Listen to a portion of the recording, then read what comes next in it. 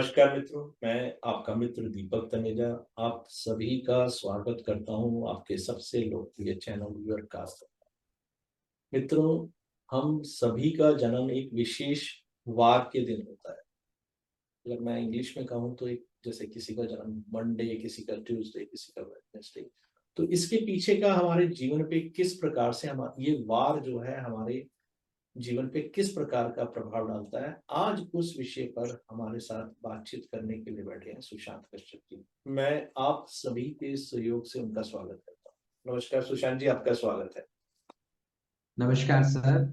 और जैसा कि आपने कहा कि हर व्यक्ति के लिए उसका जन्मदिन बहुत बड़ा महत्वपूर्ण माना जाता है।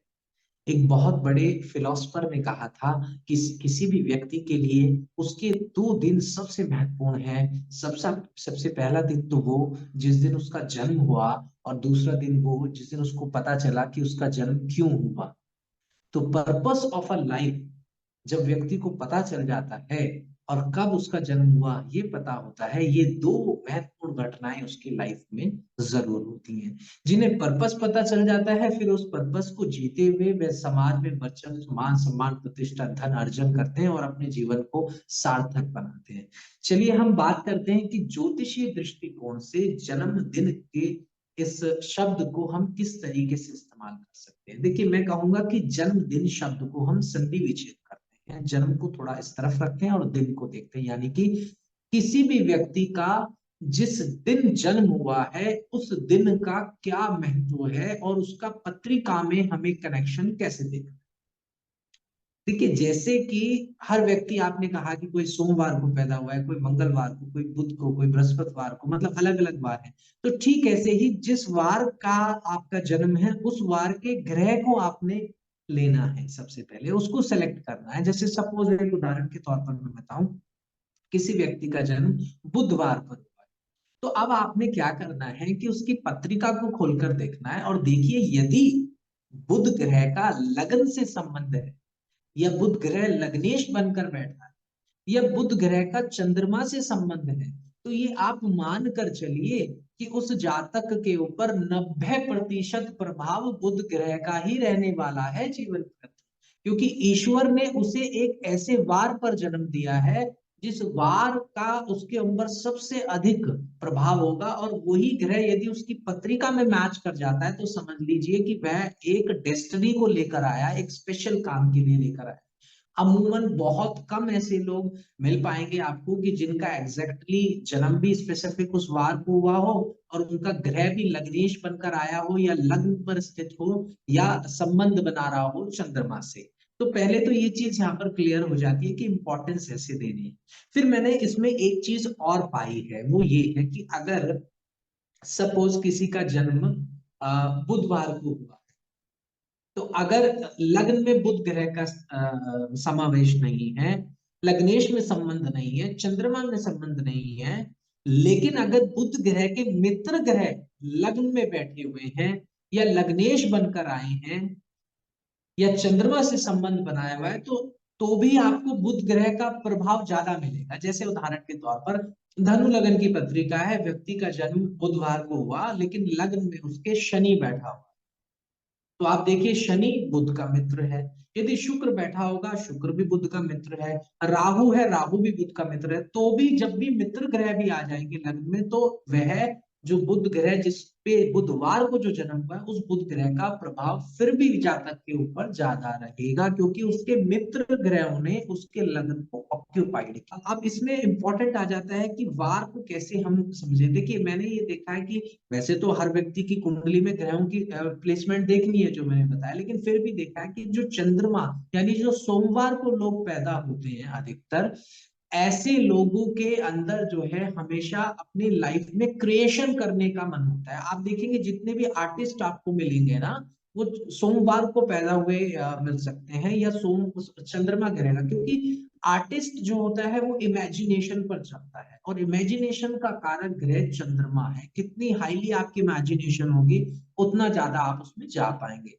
मंगलवार पर पैदा होने वाले जो व्यक्ति होते हैं, ये लोग डिजायर वाले होते हैं। इनके मन में बड़ी जबरदस्त डिजायर्स होती है, हमें लाइफ में ये चाहिए, हमें वो चाहिए, मतलब बहुत हाईली डिजायर्स वाले होते हैं।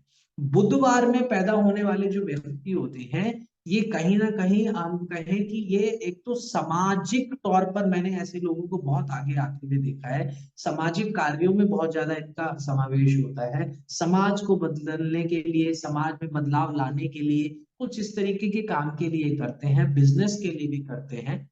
फिर बात आती है हमारे गुरुवार की। गुरुवार को पैदा होने पर मैंने अधिकतर लोगों को देखा है कि ऐसे लोग बैंकिंग सेक्टर में चले जाते हैं, ऐसे लोग एजुकेशन सेक्टर में चले जाते हैं, ऐसे लोग पॉलिसीज मेकर में जाते हैं। देखिए, जुपिटर कहता है कि मैं मतलब जुपिटर ग्रह कहते हैं कि सबसे शुभ ग्रह है, बिल्कुल ठीक है। और जुपिटर कहते हैं कि मुझे पता है कि नियम किसको कितना देना है, क्योंकि वो भाग्य के स्वामी है। तो ठीक ऐसे ही पॉलिसीज मेकर जो होते हैं या बैंक में जो लोग होते हैं, उनको पता है हमें अपने कस्टमर्स को कितना पैसा एक दिन में देना है, कितना नहीं देना है। उन्होंने लिमिट सेट की हुई है, तो ये लिमिट्स जो है ना, ये जुपिटर के अधीन आ जाती हैं। फिर हम बात करते हैं शुक्र ग्रह की। शुक्रवार पर पैदा होने वाले लोगों को मैंने अक्सर देखा है कि ये लोग लग्जरी लवर्स होते हैं, कि हमें पैसा चाहिए, लग्जरी चाहिए। और बट मैंने एक चीज भी देखी है कि यदि शुक्रवार को फीमेल पैदा होती है तो उसको बहुत ज्यादा लग्जरी गाड़ी वगैरह का मन होता है। और अगर पत्रिका में ये मानिए शुक्र का संबंध है ना लगन से या लग्नेश से, तो अमूमन इनको मिलती भी है सारी लग्जरी अपने जीवन के अंदर, क्योंकि वो पत्रिका में उस ग्रह ने प्रॉमिस को बढ़ा दिया है।